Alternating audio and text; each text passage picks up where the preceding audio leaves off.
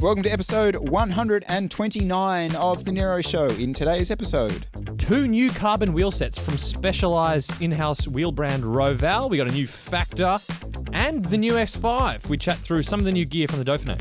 Ollie from GCN has given up on tubeless. Well, not really. We break it down. And Chris's training has been interrupted by a vicious parasite. Chat through it. All right, let's get into it. Right, I hate to say it, Jesse, but I think you were right. About what? There's a lot of things I'm right about, Chris. Well, no, we're going to get into a lot of things you're wrong about, but also just in terms of the cycling season, where things start to kick off, where we get hot, it's officially hot. Yeah. Criterium de Dauphiné's on those that weren't following. Giro was slop. Yeah, Giro is D-Leagues. This is now we're on. Yeah. As soon as that, when it was Vingegaard, Pogačar, Remco, Van der Poel, like, I'm locked in for every stage. Let's absolutely go. And then obviously, because it's the Tour de France warm-up race, it's basically the final chance to actually test your equipment if you're planning to run it at the Tour. And so there's a whole smattering of things that we've seen. The first one is Specialized with new wheel sets from their in-house company Roval, releasing the CLX3 and the CLX Sprint wheel sets. Essentially releasing because they've got their teams right in them, they're logoed up with the names. All we don't have is the official specs of them, although these got leaked. And so we've got the specs of what hubs they're using, what spokes they're using, and we're going to run through, and I want to see what you think of these. The marketing people like to call this, Jesse, a soft launch. Ooh. It's a soft. Softly launched them. So they've got 2 wheel sets. The CLX Sprint they're calling it the fastest to the finish. And the CLX3s is the fastest race wheel, period. Specialized love that, don't they? They do. Let's summarize the product into one sentence. Yeah. Okay, I'm going to go top to bottom of the spec sheet, and we'll just say, do we like it or do we not like it? Rim. On the new CLX3, it's the CLX2 rim. 21 internal, 35 external. So they've done what the Zip 454 did, which is keep the same rim, change the hub, and in this case, they have also changed the spokes. But it's the same rim on what appears to be a 2025, 2026 release wheel. Now, people are probably thinking, 21 internal. Fuck, the NERO boys are going to have to roast that. I actually think with a 35 external, if you're in the shrinking minority of people that still like to have a measured width tire of 28 mil, you put a 28 mil tire on, it doesn't stretch, it measures maybe 29. That Roval CLX2 rim is still best in class. Best in class? Yep. Okay. So it's Titan. Best in class of a vintage rim that you think's outdated? No. If you like to run a measured width tire under 30 millimeter, which is not fewer and fewer people, I admit. Yes. If you ride around Eastern Creek Racetrack and you want a 50 or 60 mil deep rim with a 28 mil tire, the CLX2 rim is still good, even though it's 21 internal, because it's 35 external. So they do that thing with the narrow internal, wide external, so the airflow is quite good. The crosswind stability is really good, and it's fast. The problem is, for a 2025 rim, who wants a measured width of 28, 29 mil? Hardly anyone. Most people now are like 30 measured minimum. Generally, 31 to 33 is what most people are finding is the sweet spot. So a fast becoming dated rim, but just simply the fact that it's 21 internal doesn't make it garbage. No, I agree with that. Because you've got to remember that external. I agree with that. The shape, the devil is in the shape here. It's not just a pure V shape, wank, straight away. Yeah. No, yep. I appreciate that. Now, why they haven't updated the rim, I have no idea. But well, I think we do. But they've got more of these rims that they need to sell. You would have thought that, but that's not the right answer because the CLX Sprint wheel set is in a new depth. So the CLX3 is a fifth. Well, actually, I'll get onto that because that's my other thing. The CLX Sprint wheel set, which is the new one, is the same 21 internal, but it's deeper. So that's a new mold. There's a new mold here, which is also 21 internal. So, and Specialized, if they're choosing to stick with this, they must have some data that they think their riders only need to have it 30 mil measured, even though I would disagree based on my riding. and they think this is the best rim for that. Mm-hmm. So that's probably what they're going to say. And I don't know what testing they're running on, but that's the CLX Sprint wheel set. It's basically the CLX 3 is 50 mil deep. The CLX Sprint's are 60 mil deep. Okay, other thing they've done, deeper front wheel in both of those.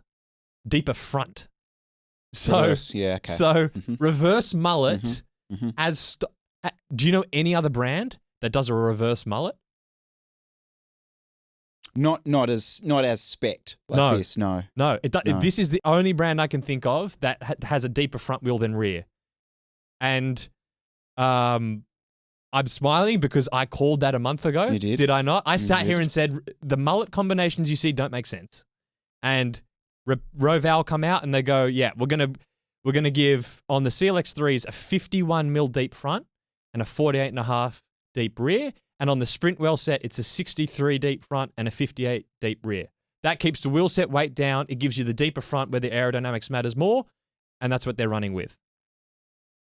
I like that. Yeah. I think that makes sense. It's a change. That's So progressive. the CLX 2 was a 50 front, 60 rear. So that's a pretty big change they've decided to go on with. They obviously have some pretty good data. They've gone, no, the front wheel needs to be deep. The rear is not that important. So that's a big change. I don't want to underestimate that when you're the only wheel brand coming with a deeper front wheel, that's a big call. Mm-hmm. Don't you reckon it's weird, though, that you release 2 new wheel sets and they're only 1 centimeter depth difference?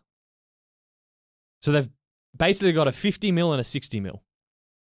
Don't you think that's strange? That is very odd. That's not a toss-up for me. Like if you're, oh, well, I run the 50s or the 60s, that's a... What would you pick if you were Roval and you could release 2 depths? What would I pick out of those 2 wheels? No. If you could pick 2 depths to have in your lineup, what would you do? I think the sort of 63-ish area and the 43-ish sort of, that sort of space. I think 30's too shallow. I'm pretty sure Roval have a climbing wheel set that's about a 30-something, 30 to a 40. Mm. If it was me, for a sprint wheel set, I don't think 60's deep enough. I'd go like what Scope do, where it's like a 65 to 70 deep. And then the CLX2, 50's really not that deep. True. Yeah. I would have liked to have seen that sprint wheel set go up to 65 to 70. To make, otherwise, why would you get that? Just get the. I could see a 67 front and a 63 rear. Yep. So that was interesting. New hubs.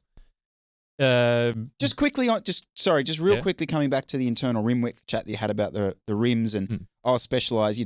They're sticking with this type of thing.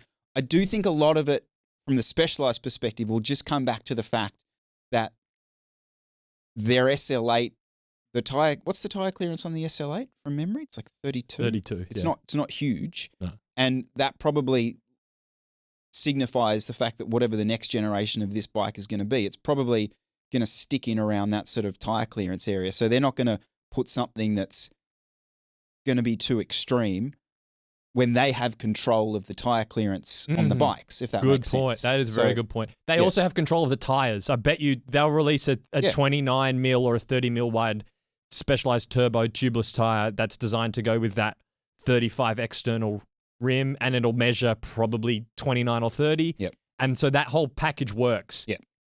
With the caveat that I don't think that's wide enough. No. But they didn't not consult everyone. you, Yes. unfortunately. So not this time. Yeah, I don't know.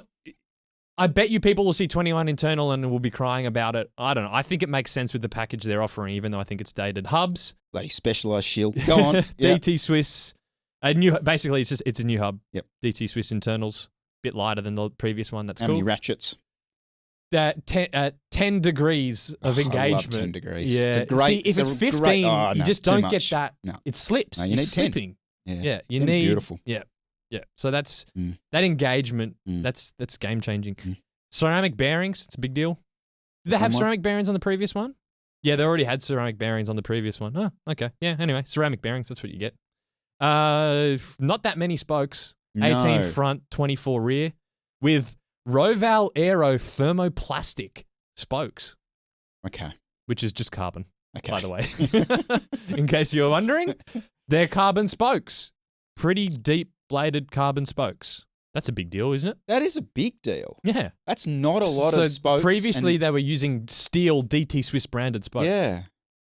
Well, this is I suppose, Cadex have gone this route, but yeah, this is the first of the big three then to go carbon spoke. Mm-hmm. And yeah, 18 spokes on the front. That's not a lot of spokes, is it? Yeah. Interesting. Okay. But I don't really know what's going on with spokes. So CRW's 16 in the front. You got Roval on 18, and reserves seem to use 50. Like the whole wheel is just spokes. So I don't know what's going on with like testing of spoke counts, but doesn't really seem to be a consensus on what the spoke count should be. It seems to be all over the place. This fascinates me because I've spoken to numbers of people about this from different sides of the industry, and everyone continues to tell me that their stuff is fastest. I don't know what's going on. People releasing steel spokes telling me steel spokes are still faster. People releasing carbon spokes saying that they're faster and lighter. I don't know. Proof will be in the pudding potentially, but I'm losing my will when it comes to spokes at the moment because it just seems to be take whatever little bit of testing you have and plant that on your release. Mm-hmm. Weight? The CLX. Can I have a guess? I actually don't know. Okay, yes. Yep. Carbon spokes, so the 50 mils, let's say 1390. 1305. Okay. Now they were 1500, slightly above. So they've gone to carbon spokes, stripped some weight out of the hub. So you're down at 1305 grams for a 50 mil deep. Yeah, that's pretty good.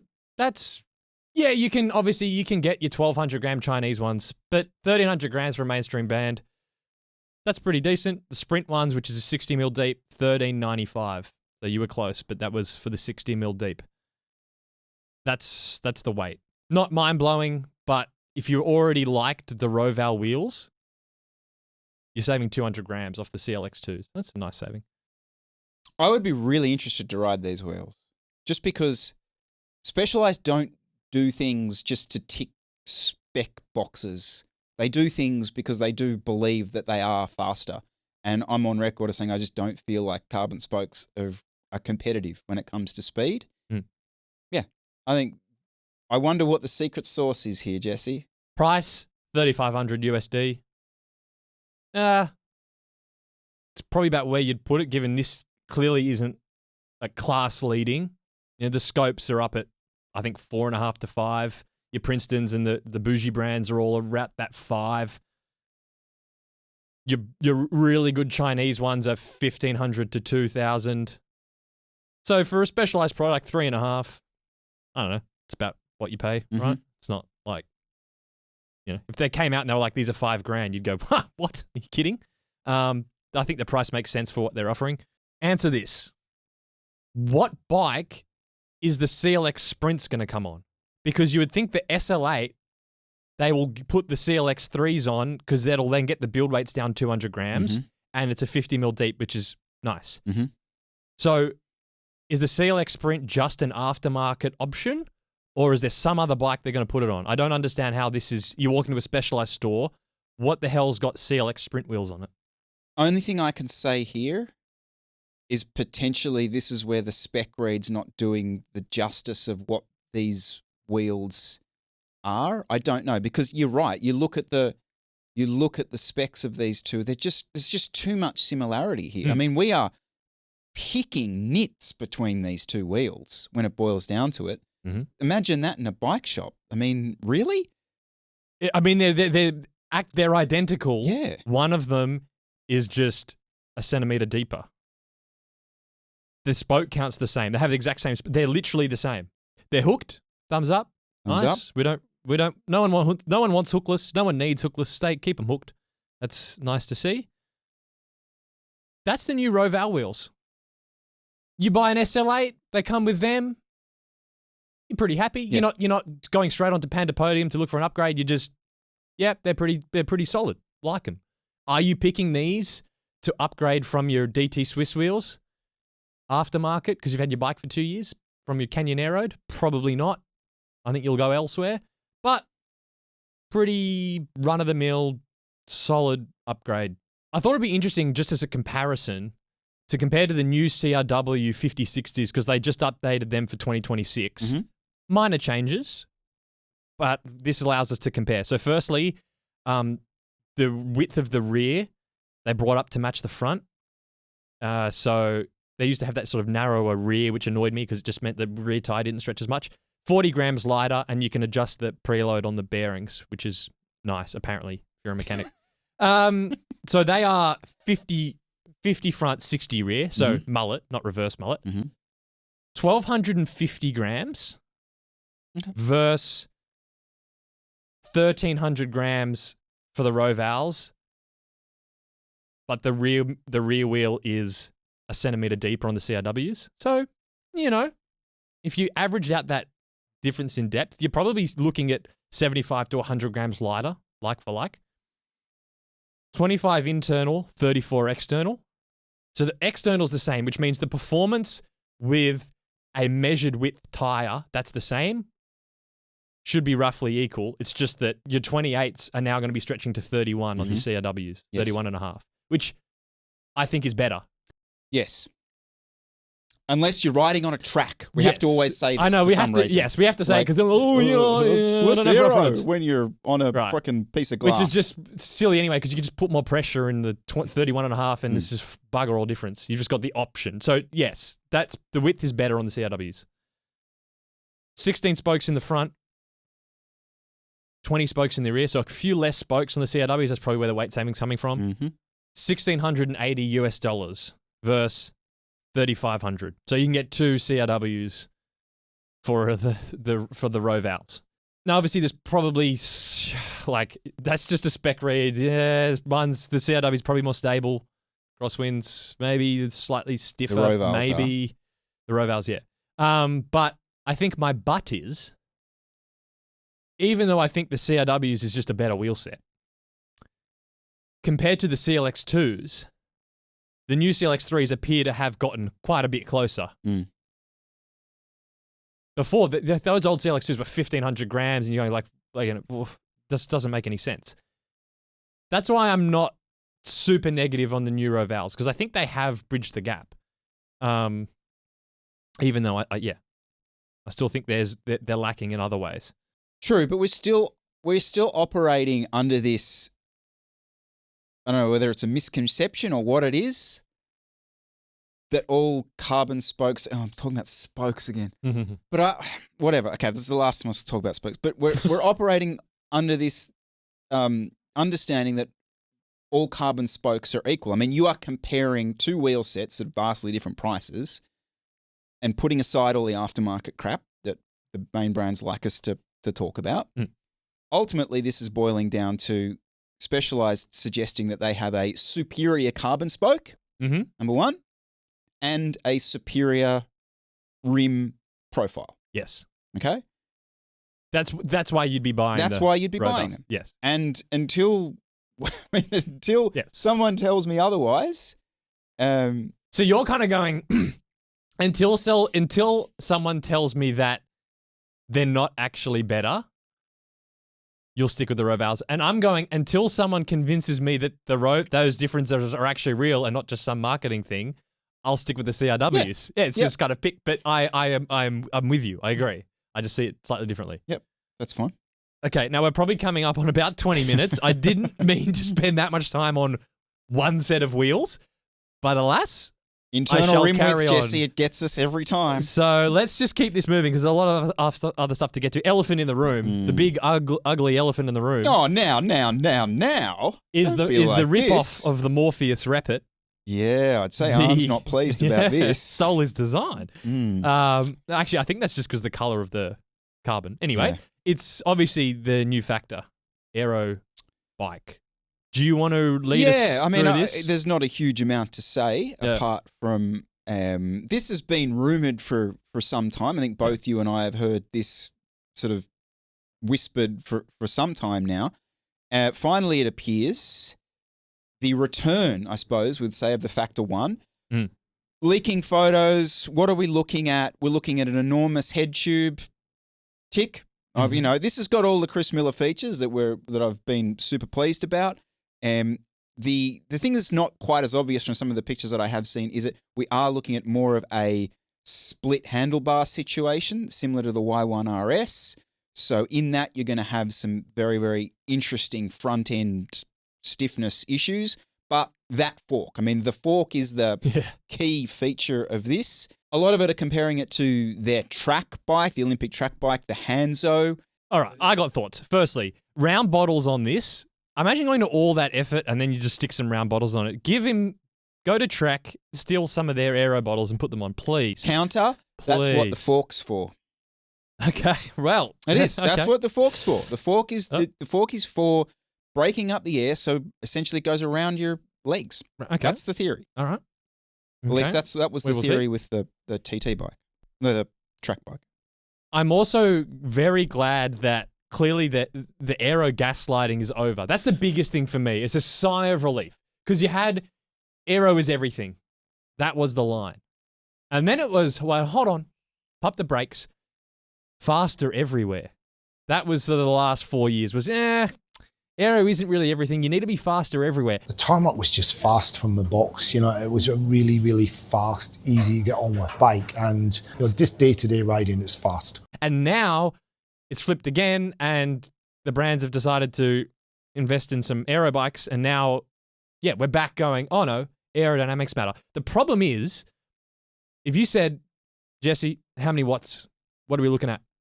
I have absolutely no idea. These new designs are sort of so obscure that it totally throws off. I'm like, this could be 195. It could be 215 because there's more surface area there. You're kind of going, because that would then, you'd only be really seeing the gains when the rider's on there, aerodynamically, because that's the whole point. So I don't know. I feel like the Tour Magazine testing is going to start to get a little irrelevant with these really funky featured bikes. For another reason as well, because they're still only testing at 45k an hour. And I'm telling you, that speed is too slow. They do the whole stage at 45k an hour. When Victor Campenuts is on the front of the bunch, sitting at 55k an hour, the aerodynamics totally change. And so the whole, it's faster everywhere to do it all. And it's like, because when you put a rider on it at 45k an hour and go across the yaw, it's like, I don't know, it kind of muddles the difference. But for what these bikes are designed to be quick at is the performance outcome is now, how fast is this with a rider on the front of the peloton at 55 to 58 kilometers an hour? And that's where you're not going to see that in Tour Magazine testing.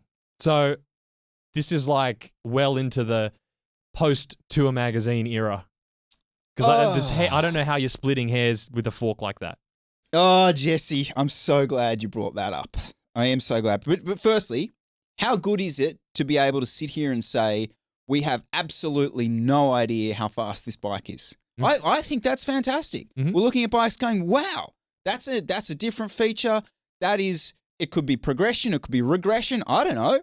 But it's great to be able to sit here and say that at least brands are putting time and effort into moving the sport forward. Can I just talk about this gaslighting thing for a moment? I'm not suggesting that we were like war correspondents in Gaza by sitting around saying, when all these do-it-alls were being released, turning around and saying, hang on, we still think there's a place for aero bikes. I like aero bikes. An aero bike is going to be super valuable in a certain circumstance, in a lot of circumstances for a lot of people.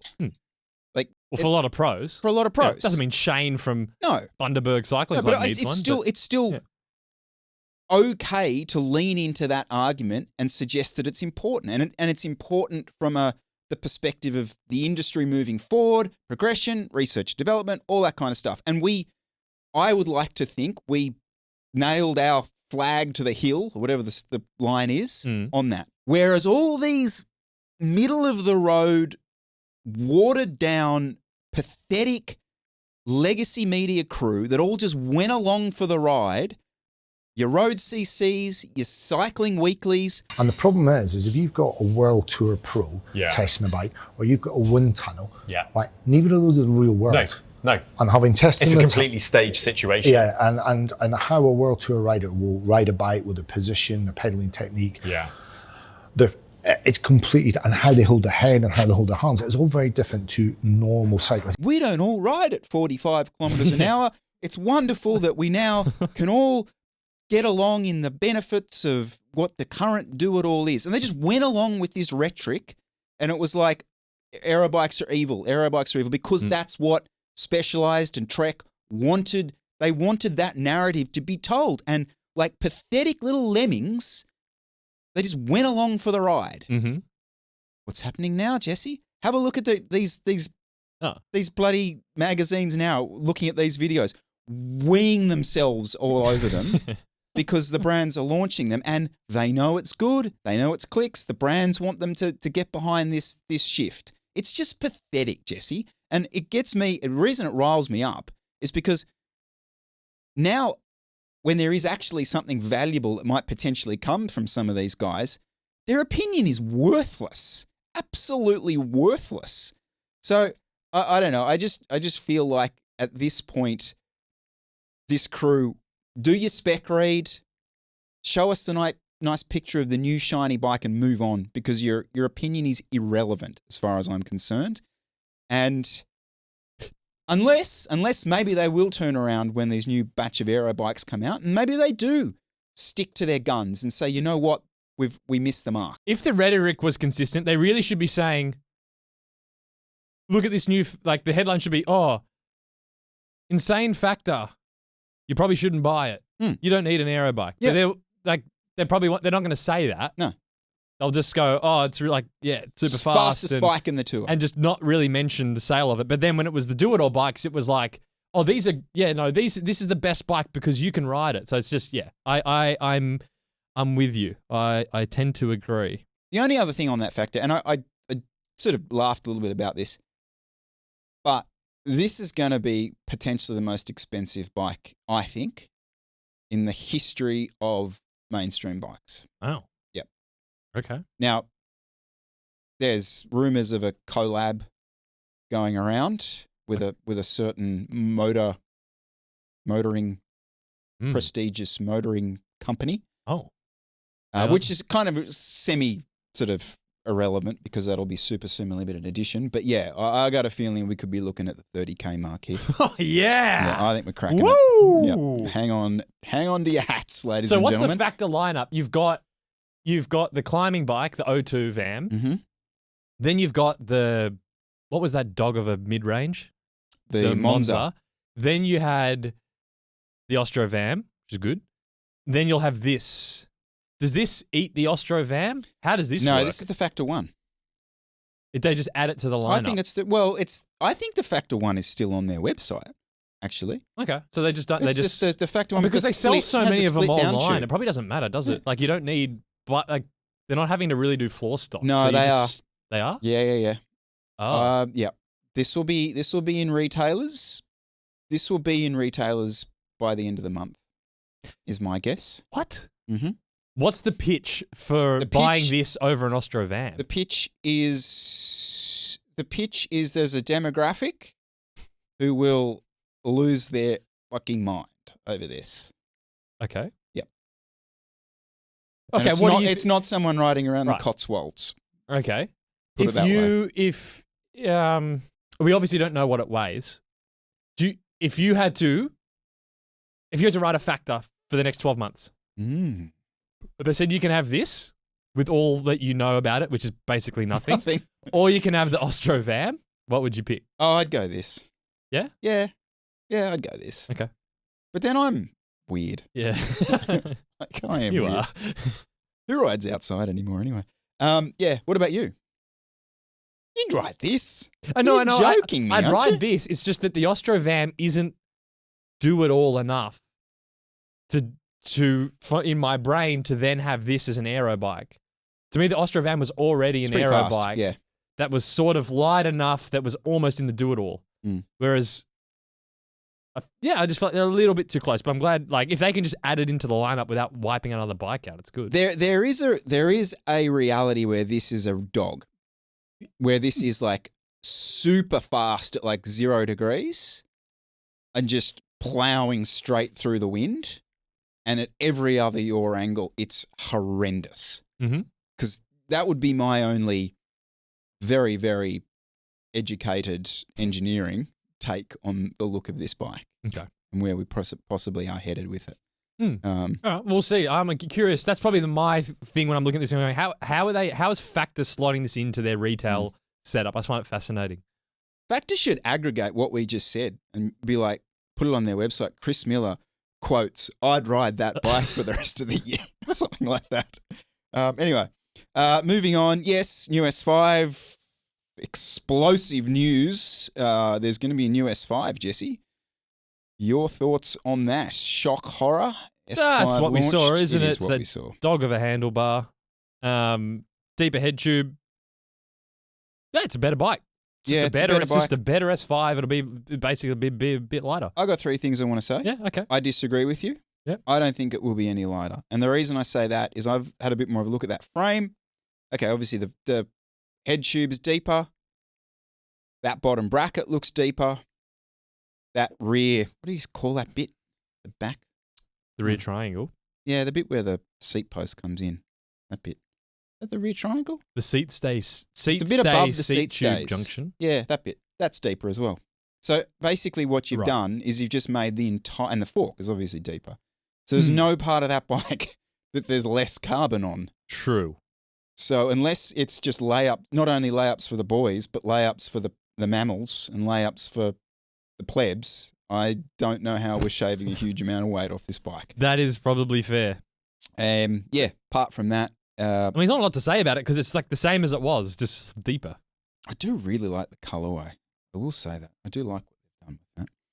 Anyway, Tour de France, hopefully. We see any other bike launches, do you reckon, Tour de France? Anyone else going to pop one out? Would you pick the new S5 or the new Factor? Come on. Sorry, what I asked. Why did you ask that? Savello shill. Dumb question. All right. Shilling over here. Okay. Yeah, dumb question. Sorry, no. I did have a point to make on the S5. Oh, I thought an interesting one. Okay, you Let me go S5. first. Okay. I came in with hot there. Yeah. It's not that hot. Hot take. But- Here it comes. So the quote from the Cycling News article was, tyre clearance appears unchanged. The current S5 is still about on the money when it comes to clearance, having 34 millimeters. No, it doesn't. Interesting. Cue Chris Miller footage trying to put a 32 rear tyre. Now that probably measured about 34, and it was basically rubbing the front derailleur. That's not 34 mil tyre That's a clearance. good point. That's a very good point. straight up lie. That's a good point. Absolute lie. So the numbers on that is, I run a 32. It measures 34.1. Mm-hmm. It fits, but it only fits when I run SRAM because you can't run the front derailleur, and it's close. I mean, sorry, you can run the front derailleur, but it's close, and I think it would be less than whatever the tolerances They're are. jigging the numbers here because that's a Savello claim. Mm-hmm. Is 34 mil. But I like for the it. standard, isn't it 4 mil clearance either side? Well, this is to the claim the official. Yeah, but this is the question we asked last and then time. what's that with no rear derailleur? Sorry, with no front derailleur. Because the frame fits it quite comfortably. It's you're like yeah, you but said, you it's the sell it with derailleur. a front derailleur, so you don't have 34 mil clearance. I bought the Shimano version with clearance. It's probably like a 31 or 32. Someone needs to tell us how that works because you're right. It's a flat frame clearance is fine, but hang on, we need a derailleur on there. Yeah, it's like it's 180 watt Tour Magazine tested. We just didn't put any handlebars on. Like, sorry, how am I actually riding it? Would you ride a new Factor or a Colnago Y1 RS? I'd pick the Y1. It's just there's less material. I think I just ride better. Be more. The Factor's probably faster, but the Y1 is just very nice. Yeah, I'd probably do the same. Yeah. I don't want to lug around that gigantic fork and No, head that tube. fork's stupid. I mean, Imagine like, turning come on, that thing. not for a whole year. Yeah. Lugging that up, what the fuck corner? Oh no, they're doing peaks on the new Factor. Back of falls. I think that's new equipment done, dusted. We'll see. We've got a few weeks before the tour starts. There might be something else pop out for then? Yep. All right, we're going to pause for a moment, Jesse, and talk about today's show partner, the NERO show. Crickets. Oh dear, no ads this week. Someone stuffed up. Yeah, we got a gap in ad bookings. So I think, can we just waste everyone's time for 60 seconds? Yeah, why what do you not? reckon? I got 60 or 90 seconds. Well, the one thing I wanted to pick up on is you'll often see this comment under the video about the ads in this show that Google, so when people watch on YouTube, etc., what's going on there? There's too many ads that annoys them.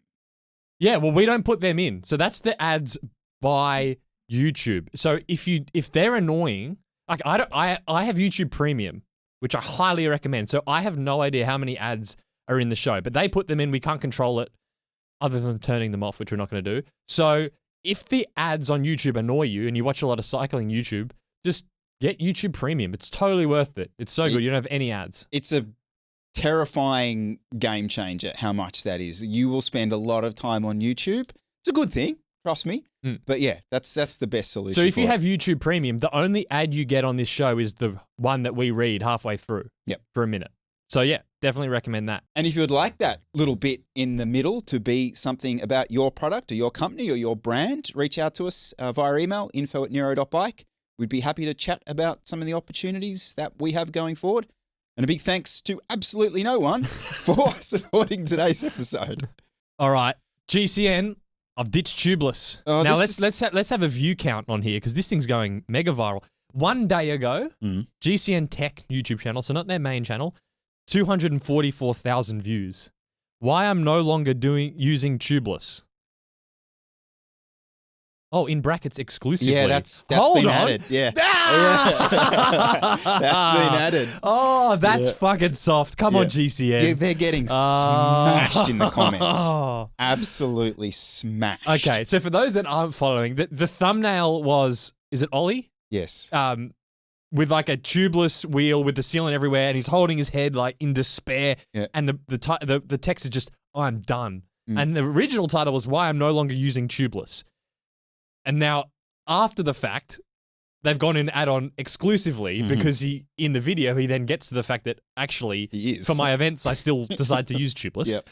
But I thought we might chat through some of his points about why he prefers tubes most of the time. Because I kind of agree with him. Okay. Yeah. Because we chatted about this when it came up. I was like, oh, they're ranting about tubeless again. And then I watched the whole thing and thought about it. I was like, he's actually got some points. So can we go through point by point? Okay, sure. It's just, Yep, let's do it. Actually, before we go through, because some of the things he said why tubeless sucks, I wholeheartedly disagree with, but maybe we get to that later. Modern bikes and modern wheels and tires are seeing a comeback for clinchers. So one of the points was this weight savings are getting pretty significant now for clinchers because of the TPU tubes. So he was saying, because those TPU tubes weigh hardly anything, you've got the lighter tire for a clincher tire versus the tubeless. Then you don't have the sealant, and the TPU tube weighs about as much as the sealant anyway. So you can save, I think he was saying 150 grams. Or 60 grams per tire, he was suggesting. Yeah, so up to a sort of 150 grams per wheel set, which is not insignificant saving. So yeah, if you're doing hill climbs or something where you want to just have the absolute lightest bike, clinchers make sense. Yes, you're right. In a total niche scenario, like you're doing a hill climb challenge that is entirely uphill and rolling resistance is not really very important. The rolling resistance isn't. Then if it's not on the super rough, you have a really, really great point in that very niche circumstance. Spoiler alert, I completely disagree with this hold on. Just let me listen to what I'm saying. Okay. The rolling resistance isn't that different unless you're on a rough course where you need really low pressure and you don't want to risk pinch fat. So every hill climb in the UK. About as high. Yeah, go on. Well, if I'm doing a hill climb. Yeah, if you're doing I'm going up to Stelvio or something. Yeah, okay. Again, 100%. If you're going up to Stelvio, I totally agree with you. It's like, and the weight savings get more significant as the tires get wider. So if you want to run a 30 mil tire, it gets even more. Now, the other thing as well, that is a true point, is that with modern bikes and tire clearance, I may want to run a 28mm tire or a 30 or a 32. I'm not swapping when I have tubeless because there's sealant going all over the place. If I was using clinchers, it would be quite easy to swap between tires. Whereas back in the day, you would put on a 25 or a 28 if you could fit it, and that's just what you'd run. There was no choice on width, right? Whereas now, if I'm going out to it, we're going to bring it up, Eastern Creek, where it's super smooth, I might put a 28 on, and then the next day I'm going and I'm doing Heffron and I put a 32 on. Well, I can do that if I'm using clinchers. Just fucking put more pressure in your tire. If you're running, I mean, you are trying to tell me that you're sitting there and you're going, oh shit, tomorrow. Oh, what's the surface like out there? You're right. Hang on, guys. I'm going to change my tire for tomorrow. Yeah. No, you're not going to bother doing that. You wouldn't. I wouldn't do it I would do it. I would change my tires. I changed my tires for Ken Dinnerville, and that's tubeless. Total pain in the ass. Clincher, why not? Takes 2 minutes. Take the wheel out, tire off, put them on the other one, bang. I will agree that changing tires for a specific circumstance is easier. Not undoable. I've done it on a TPU tubed system. Again, my point being, it makes more sense to do that now than it did back in the day because there was no choice back in the day. You'd run a 25, that was it. But that completely misses the point of tubeless, Jesse. The selling point, the thing that we sit here week in and week out and talk about is the set it and forget it nature of tubeless.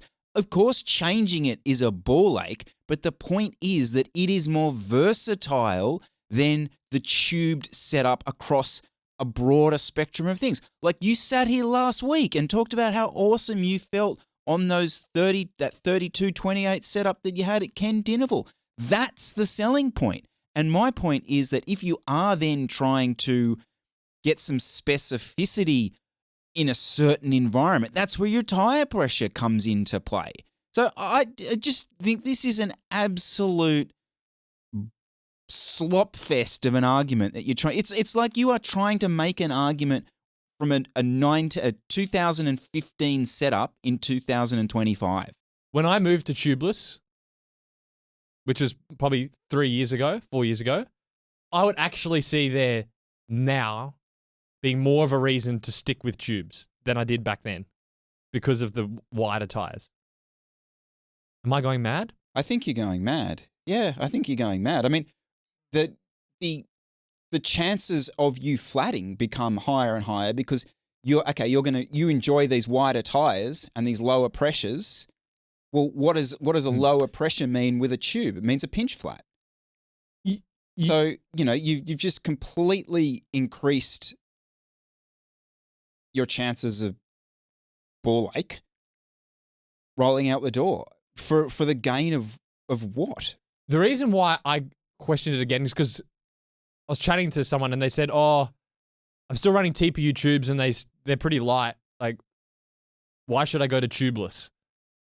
I was like, so I was thinking about it. I'm like, oh, well, you'll flat less. But he said, I haven't flatted for ages. I don't really get flats. I'm like, oh, okay. Well, if it's not for flat protection, you can put tubeless on and maybe there's a bit less rolling resistance if it's rough.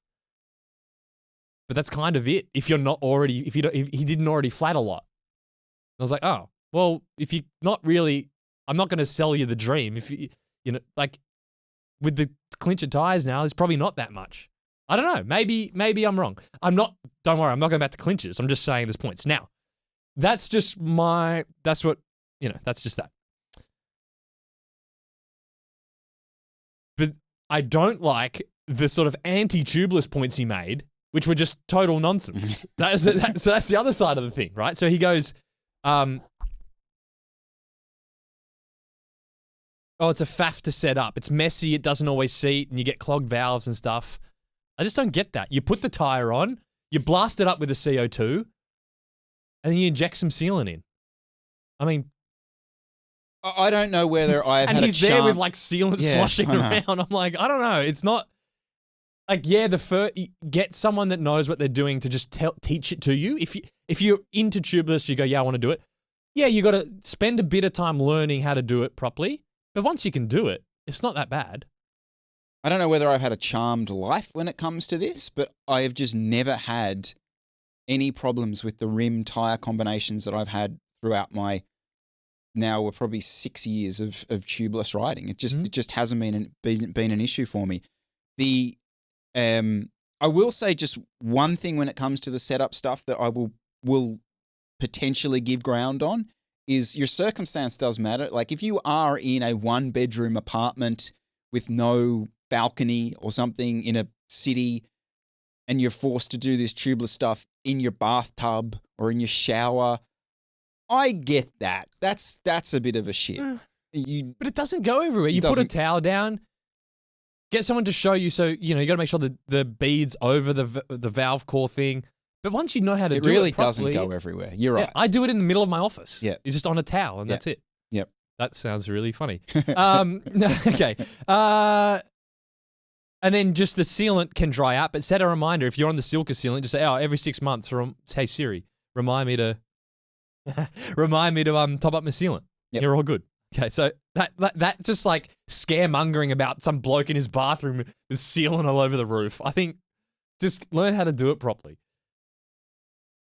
And then he said, if you get a flat, you're going to have to put a tube in, and then you're on the side of the road with your tough tubeless beads. And no, you just put a plug in, dude. Which he mentioned in the last minute of the video. He goes, at Fred Whitten, I had plugs and I could put a plug in. Okay, can we talk about this? Can we talk about the end of this video? No. I want to go through this. Okay, you want to go through this. If you get a flat, you put a plug in. Yeah. If the hole's big, you put 2 or 3 plugs in.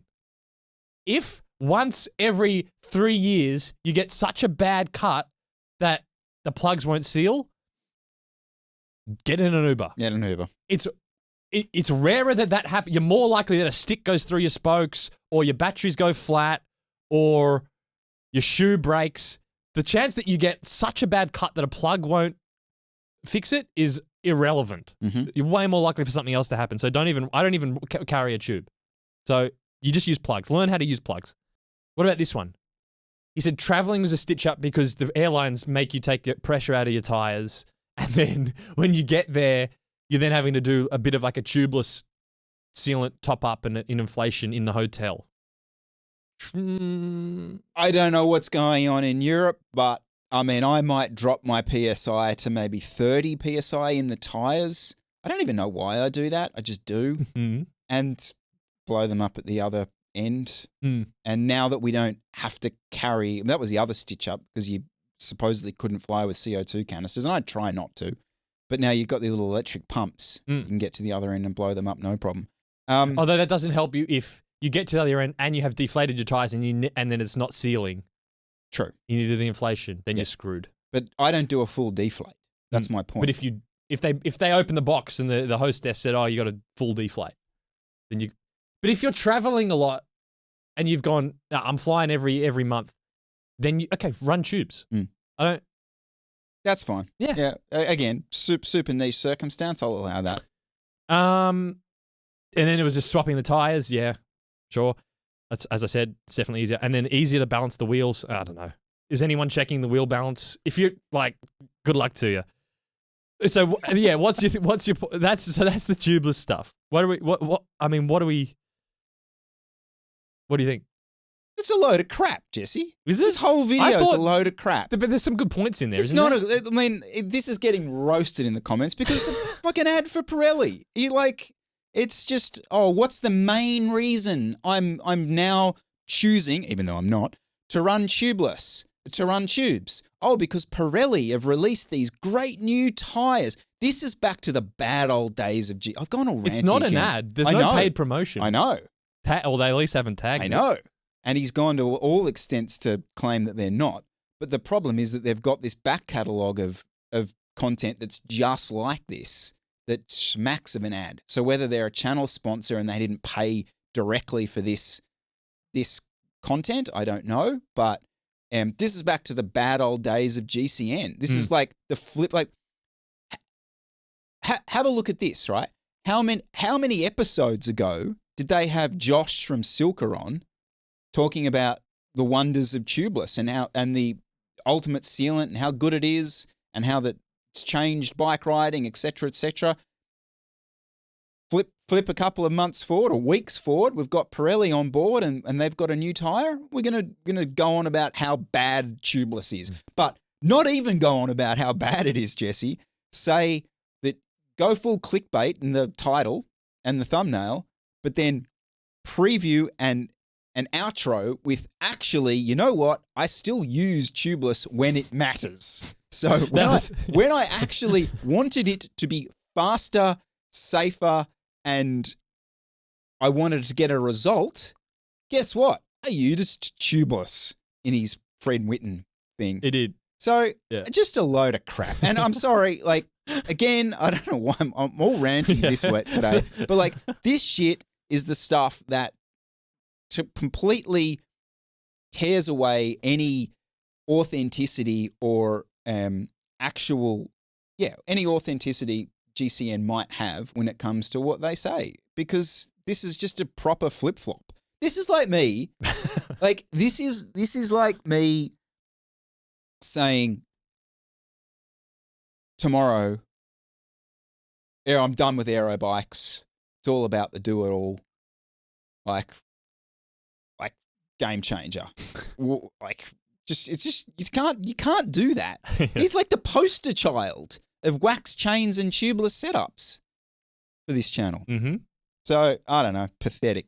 This is right at the end of the video. Can I just play this one section? I think this is brilliant. In a world where algorithms seem determined to polarizers and dividers, I, for one, am glad that both systems exist. So let us know your thoughts in the comments section. So, hold on. No. The algorithm's fine. Your shitty flip-flopping content is polarizing us. You're the one. You titled the video "Why I'm No Longer Using Tubeless." I'm done. I've got ceiling on the roof. This is literally the clickbaitiest clickbait I've ever seen. And at the end of it, you turn around and say, "Oh no, it's the algorithm that's forcing us into these fights." Well, you know what? Title the video, "Tubes, the pros and cons," or something just generically informative like that, rather than, "Oh, fucking shit everywhere, exploding, fucking tubeless." Like, oh, what? That is a joke. That is back to the bad old days of GCN and me calling them fucking, what was it? Play school. Because this is play school behavior. Yeah, it's just that bloody algorithm will get you. Oh yeah, and I'm sure they're hating the algorithm that's got them almost 300,000 views on this video. So whatever, like, that gets me. He's also pinned a comment 17 hours ago. Oh yeah. Got to address some things. Oh dear. For absolute pure performance, tubeless for me, and 90% of my riding at home is also tubeless. So so you're not done with tubeless. 90% of your riding 90% is tubeless. And the performance stuff. Why I'm no longer riding tubeless, except for the 90% of the time I'm riding. I mean, just delete the video. I'm done with disc brakes. I do a lap of the oval with my 10-year-old daughter on a rim brake bike. My Zwift bike doesn't have... Yeah. I'm done with disc brakes because I now ride Zwift 10% of the time. What the fuck? Oh my God. Like, you were being called, and what's awesome is they were called out by actually people in the comments. Yeah. Like, yeah, I just pinned a comment. Oh God. He still uses it 90% of the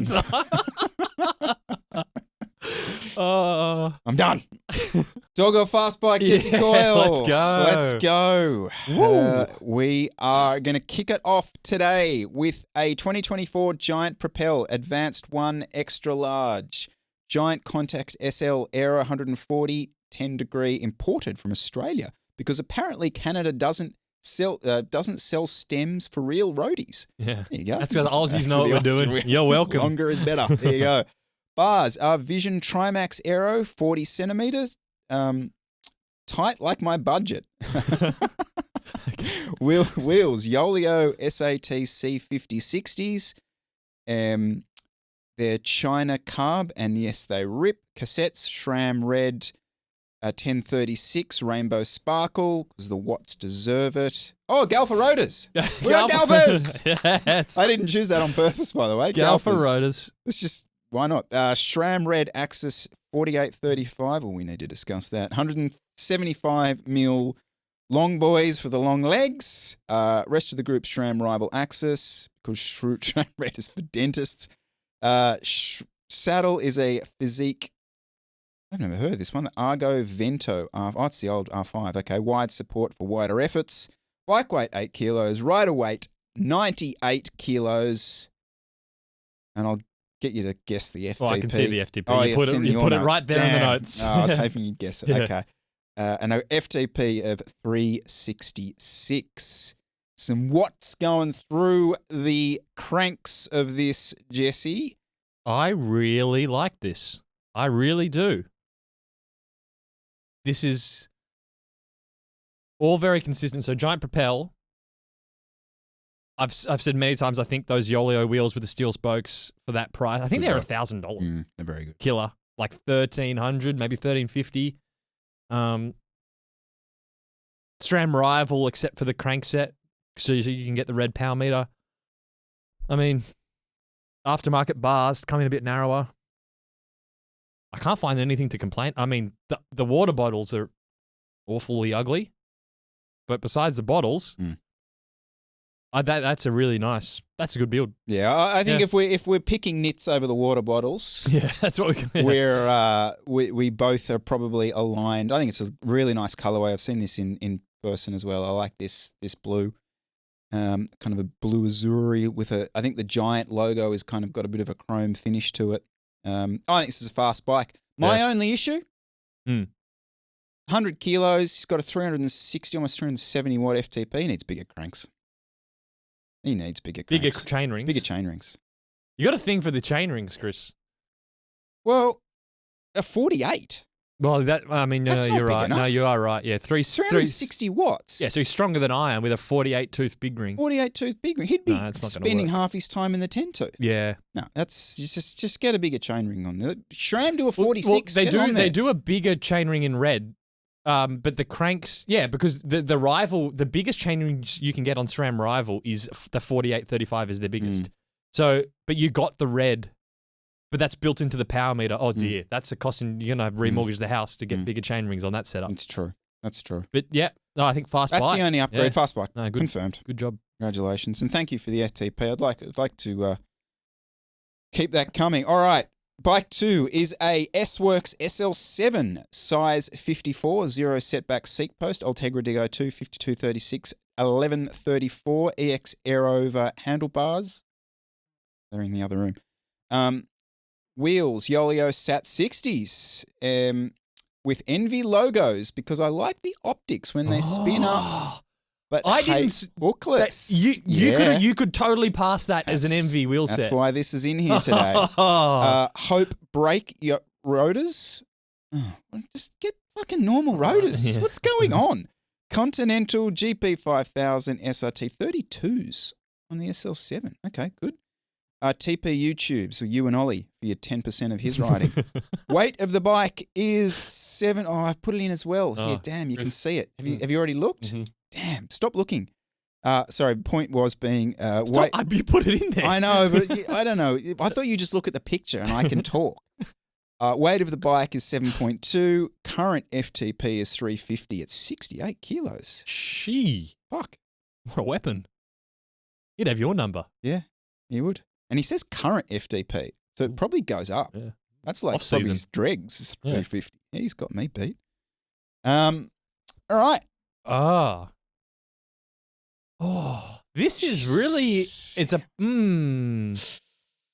I got stuff to chat through. Can I just go first off? I do think it's a fast bike to start with. It's about so you got integrated bars. It's as fast as an SL8. Confirmed. But you got deeper wheels. Confirmed. But I hate that OSPW thing, whatever that is. It makes the bike look tacky. It's not working for me. So I don't like that. Usually I wouldn't like the dodgy logos on the wheels, but I think that's kind of funny. It's like he's really gone, what's the most Envy looking wheel set? And then, that just squint and tell me those aren't Envy 6.7s or 5.5. I had to do a double take Yeah. when I saw this entry. Yeah. So, yeah, I think just for how sneaky that is and how well it's executed, it's getting a pass. I know this shouldn't affect it, but just how fit this guy is actually makes me think this bike is even better than it is. Okay. I'm sorry, I'm affected by this stuff because there's a version of me that sees this bike with the quote unquote fake wheels and goes, oh, it's a cheap sort of China buildy type tackiness. The fact this guy's an absolute weapon and he's like, fuck it, don't care. I like the logos and when they spin up, they look sick. Agreed. I like this SL7 colorway. No denying the fact this is fast. Really like those handlebars. I reckon this bike would suit you. Yeah. If I could just get you off an S5, I think you'd enjoy this. There's a world where I would absolutely love this bike. Yeah. I agree with you. Yeah. I think it's my size too. Yeah, it is. Fast bike. Yeah. Got to say it. Yeah. Fast bike. Again, well done. Bike number 3. Oh, this looks familiar. The Devil. Devel A01.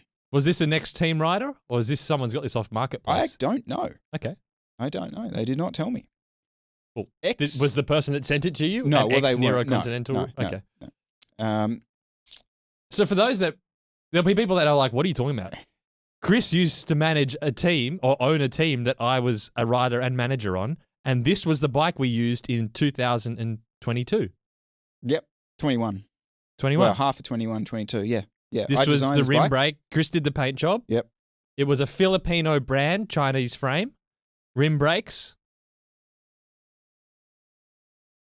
slightly aero tweaked, do-it-all-y thing. Yep. And it was someone's their own mold. managed to get one. It was actually their own mold. At least they claimed it for a long time. So, yeah, I've got no reason to believe it wasn't. 11-speed Ultegra Di2, which is not what we ran on that. Giant... it could be Ben Carmen's. Power Pro crankset, 172.7.5, 5236 prime 50mm carbon wheel set, Victoria Next wheel tires, 38 centimeter giant contact SL aero bars, 140mm zip service course SL stem, Pro Stealth saddle. Oh, I mean, do you want to go first? There's something funny about this bike. So we rode 2 of these. They were the same bike, the exact same bike. Different, well, allegedly the same bike, but different colorway. I swear to you, the bike that we rode the year before, the A01, the black one, was a nicer ride than this. This is one of the worst bikes I've ever ridden. It was the definition of a plank of wood. You could build it. You could get it pretty light. I could get because I ran a 52, I could get it close to 7 kilos. But my God, it was an absolute donkey. Do you remember one of the days I swapped back and I rode Jordan Lewis's Bianchi XR4 just because he was there and I jumped on it, and it was like jumping back onto a magic carpet. You went over to the US and you rode the Canyon Air Road. You rode Vegan Cyclists Canyon. Yeah. And you were like, you messaged, what you are were we like, doing? Stop. Like, we are reassessing the entire team because this is ridiculous. This is ridiculous. Yeah, we're playing in another league on this rim brake thing. So, I mean, there's an argument here to say that this bike actually ended rim brakes for me. It was not a particularly enjoyable experience. Sad to say, dog. Yeah, I mean, there's nothing you can really do to get this build-wise to any respectable level. So, yeah, there's nothing really to go into. Prime wheels, they're actually pretty good value. Can you even get them anywhere? That was the old Wiggle when Wiggle was a thing. Yeah. They did the Prime stuff. They were actually pretty good, pretty light. But yeah, it's just never going to get there. And the final entry, Jesse Coyle, is a BMC TMR01 rim brake. Cell CAF 86 carbon wheels. the cheapest I could buy at the time, Ultegra Di2 11-speed, 25 centimeter tyres, as big as it will take, one-piece Canyon bar from eBay. I made the integrated carbon bento fairing and rear toolbox to hide those bits. Stop. Why are you trolling me? Why are you putting these in? I think we're just going to have to ban rim brake submissions. What is this? What? What did you expect me to say? He's got homemade fairings on here, Jesse. I can't not have this in here. Oh. This is spectacular. Absolutely spectacular. No, it's not. It's not awful.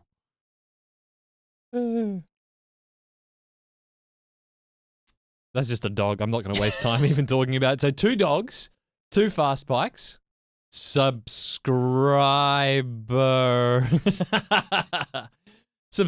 question. Good morning, Chris. I exist. And what about and Jesse? Not interested in your opinion. Just wants Jesse. Chris's opinion. Yeah. Obviously, you have no idea who I am. Okay. I'm 17, doing my year 12 this year. Ridden bikes since I was 6, mainly mountain bikes, and raced junior on Pivot Factory Enduro team for the last 3 years. Making the switch to road and gravel this year, and I'm looking for a team to join. I managed to get an invite to Jeg Skill DJR, also known as the Visma Lisa Bike Development Team. Wow. Congratulations. Unfortunately, I can't afford to drop everything to go live in the Netherlands as much as I would like to. What's your advice on moving into the road gravel space as someone looking to give it a real good crack, e.g. pro velo tour, one-day stage races, gravel nationals, etc.? So just firstly, people will see that and go, hang on, you got an invite to a Visma development team. What do you mean you can't afford to do that? Just go and jump in that. You know, you're in. You're on a team. Doesn't quite work like that in reality, because especially for people coming from here, obviously number one is you're stopping doing or whatever income or studies that you might be doing here. So there goes any of that. And also the reality of when you are over there a lot of the time doesn't necessarily mean you are some paid athlete. A lot of the time you would be either living off savings, potentially your parents would be helping you out. And yeah, it wouldn't be just a matter of, oh, I'm now getting a salary and riding for Jumbo Visma. It's not like that at all. So just to clear that up. Oh, okay. So the details here is quite complex, right? So that Jeg team, it's an under 19 team, and this guy's 17 years old in year 12. So an under 19 team, he's going to be 18 next year, means 2026 is the last year he could ride for an under 19 team. But he's doing year 12 this year, 2025, which means he potentially has a whole gap year in 2026 before potentially starting university or something. So this is like perfect, especially if their offer is for 2026, not obviously this year because you should finish your HSC. Then what are you doing talking about doing gravel nationals? Like what? You have to make that work. Yeah. That's figure it out. Absolutely. The reality is that you've done the hardest thing here, which is to get a foot in the door somewhere in Europe. You know, you don't need to ask Jay Vine about this. Sadly, everything you do in Australia is completely irrelevant when it comes to the reality of progressing into a professional career. Apart from the actual development side of it, it's irrelevant. So the fact that you've got that foot in the door means you're a step in front potentially of a lot of other people. And you need to unlock that door. Yeah, because if you don't do that next year and you stay domestic and you try and develop, it is almost guaranteed you will never get that opportunity ever again. Mm-hmm. How many riders go pro in Europe without doing it as a junior? Like, what's your pathway? Ride everyone off your wheels at nationals, get on a Conti team and win an Asian stage race it still doesn't help. It's a lot longer story. Yeah. So, okay, what's the reality then? You're thinking it's June. I got this offer for 2026. Well, I need somewhere to live in the Netherlands. You got to pay for a flight, and I need living expenses. No, bank of mum and dad, really, isn't it? I mean, that's the reality. Or go to your local cycling club and try and get them to get around you and do some fundraising stuff. Go and sign up for Australian Sports Foundation. So so people can make tax deductible donations to you. Don't do a GoFundMe. GoFundMe is shit. It's not tax deductible. No one wants to donate to a GoFundMe. Go on Australian Sports Foundation. You can register. I think they clip about 5%, and you get the 95%. People are more likely to donate because it's tax deductible, and then you can claim all your sporting related expenses off that.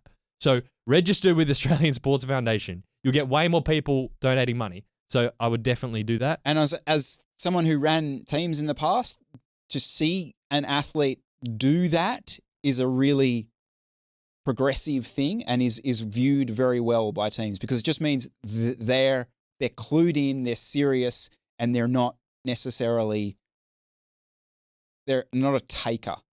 They know what's up. They know they're being proactive, essentially, not just waiting for things to come to them. They're being proactive about it. And yeah, we tried to get a lot of guys to do that when we could. Mm-hmm.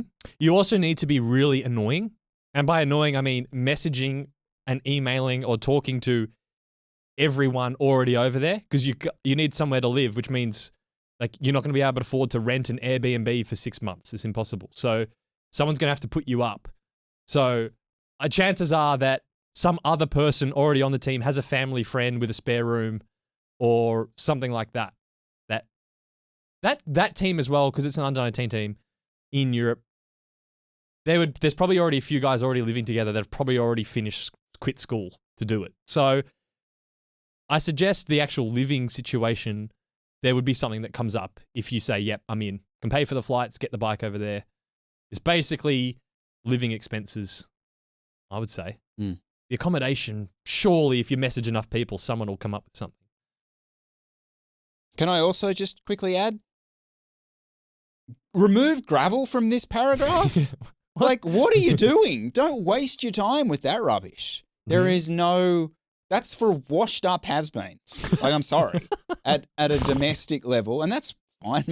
Like, Mark O'Brien's the national champion. You know, he's not about to turn pro next year. It's like, that's where that sport is now. And there is no World Tour team looking at the results of a gravel race in Australia going, oh, we've got to sign me some insert person here. I'm not going to say a name in case pissing them off. But yeah, that's just not a thing.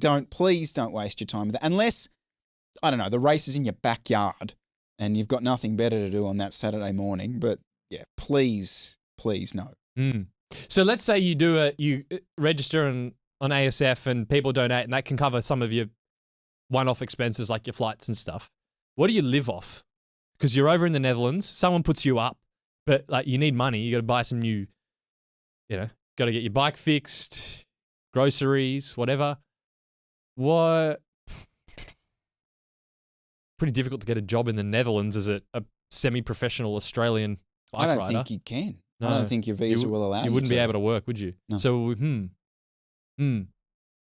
that would be, that's, how do you fund that? Do I go on the rant or do I not go on the rant? Is there a rant? Oh, yeah. I didn't know there was a rant here. to have here. Oh, the money being wasted on Pro Velo. I just want to leave that to one side. Right. I'll do that rant once a year just to remind everyone my thoughts on it. But yeah, I mean, this will be an athlete who will completely have to self-fund themselves without being able to work, and probably it sounds like potentially with parents who don't have the ability to fund it. So what's the option? Without any, and the cash you've got as donations you've used to pay for your flights and stuff over there.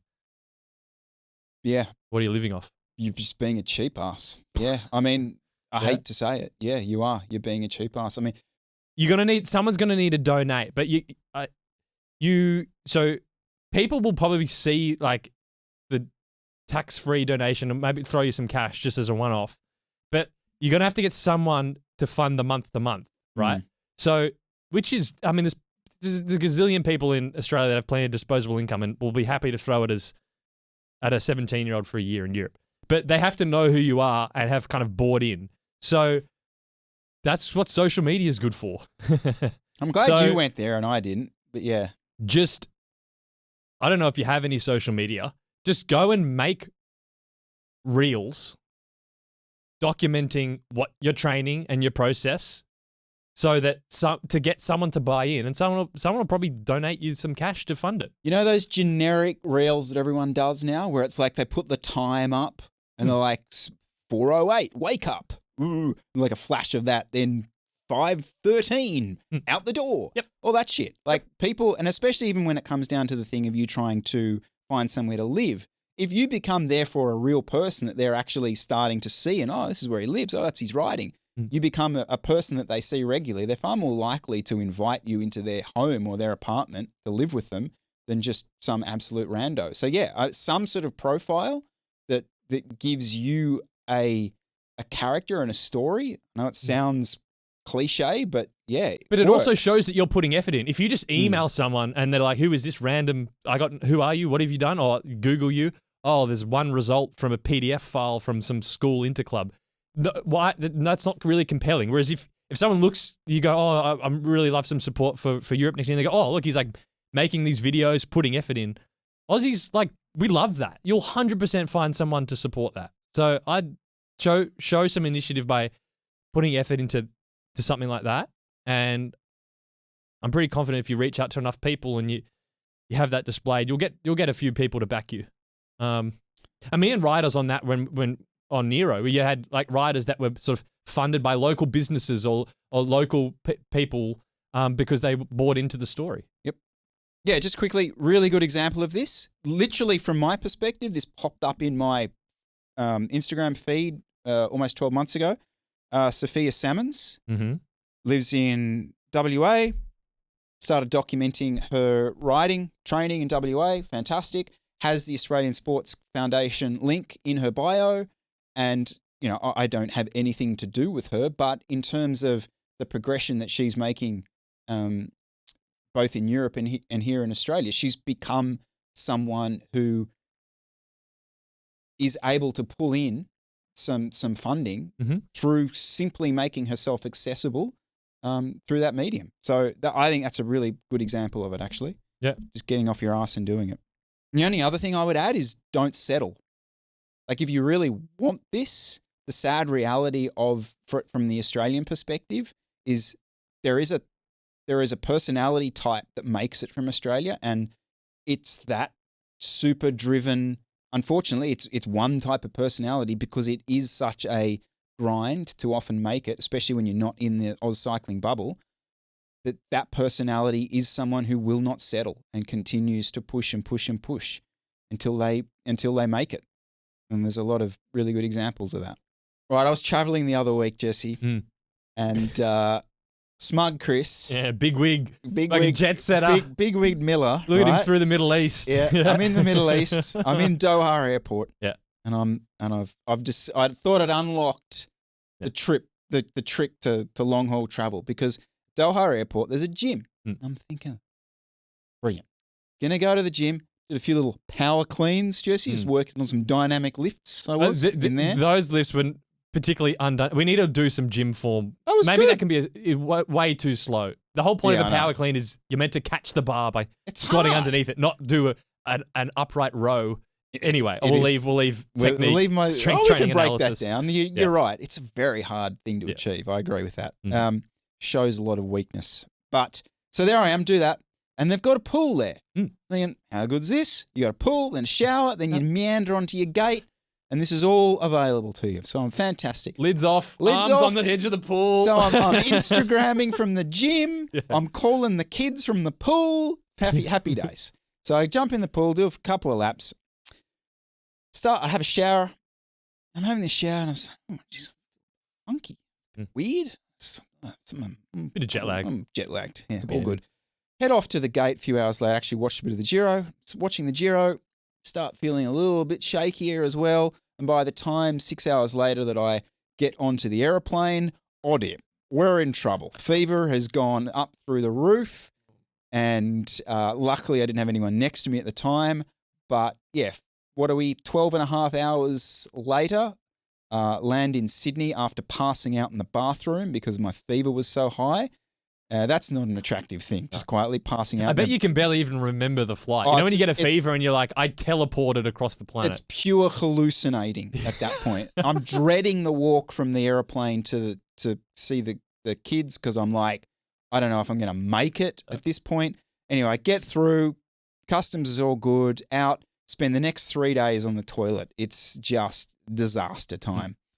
Eventually get some tests done, comes back, a little bit of cryptosporidium floating around in the Doha pool. I get a call from New South Wales Health because they're like, oh shit. Like if this stuff is like a community pool in Sydney or something, we're talking like thousands health of cases. infrastructure It's like breakdown. Breaking news on Channel 7. Straight through a few nursing homes. Yeah. It rips and tears. So basically it's like poo follicles are in the bloody... So I'm swimming in fucking Middle Eastern poo, getting parasites all through my body. Like lose 4.5 kilos. So we are 10 days today since I got it, and it's probably 2 weeks really before it kind of flushes through your system. Quite the experience, Jesse, I will add. I've never had a parasite lodge his way in there. He's a very good parasite. Like they really know how to do their business, those fellas. But yeah, a little lesson in social media smugness and how to not do it. Oh, my skin was crawling, thinking like you swimming around in that disgusting cesspool with every specimen from across the globe coming together to one singular airport pool, and you swimming around in there. We have literally those swimmers. I hope they are incinerated. We have lit fire to everything that was in my carry-on luggage. Good. Like it is up in smoke. Good. Yeah, horrible. Luckily, the girls didn't, because it's meant to be like for those first 48 hours, like super contagious. So yeah, managed to avoid it. Spreading it any further. But yeah, the most common way it happens is babies in pools. Because that's how they spread it. They just do a shit in their nappy and it gets out and away we go. So yeah, there you go, a bit of crypto. How much has your FTP dropped? Well, I had a fake comeback last week. I did a couple of Zwift rides and then that killed me. So I'm really going to give it 2 weeks of like 190 watts. Yep. For just 40 minutes an hour. And yeah, start fresh. So it'll be the longest time off I've had. It'll be like 3 weeks. Probably even more, actually, by the end of it. So what are you scared that there's no comeback? That's it? You just drop into Zwift race land? Weirdly, not yet. Give me 3 or 4 weeks afterwards and the thing is, and the needle hasn't moved, then I might be. But I'm actually still in the phase of, you know what, Chris, you're kind of 43. You haven't really had 2 weeks off for probably 15 years. Probably not the worst thing to happen. Take an offie. Put the feet up. Have a little break. So yeah, that's all right. But the weight thing's weird. Like I feel so weak. That's what worries me the most. Is I won't be able to put the weight back on. Because it took so long to actually put on quality weight that I lose that is probably what scares me the most. So if anyone else has had some crypto... If anyone else has swum at the Doha airport pool, let us know. I did get in contact with them. So did New South Wales Health. Did they reply? No, never replied. No. Oh, yeah. Crypto. Oh, yeah. Good. Yeah, it was a Tuesday. Oh, nice. Yeah. Crypto Tuesdays. Crypto Tuesdays. And on that note, thanks for listening, everybody. Thanks for listening. We will see you all next week. See you then.